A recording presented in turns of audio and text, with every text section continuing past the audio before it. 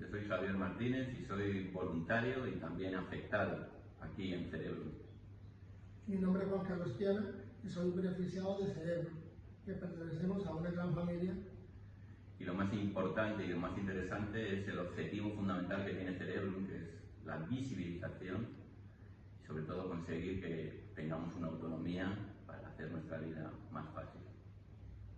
Estamos ubicados en Denia y nuestro radio de acción es toda la Marina Alta.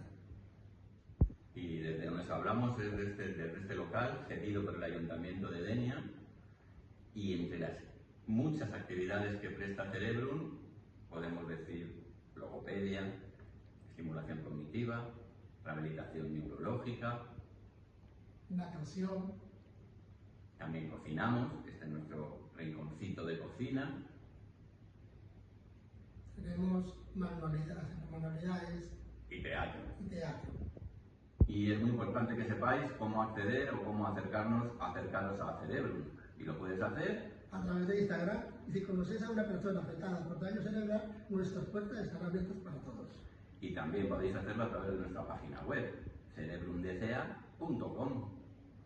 Y otra cosa importante, todos los voluntarios, todo el servicio de voluntariado es muy importante para ayudar y hacer la vida más fácil a toda la familia. Entonces, si estáis interesados, también lo podéis hacer.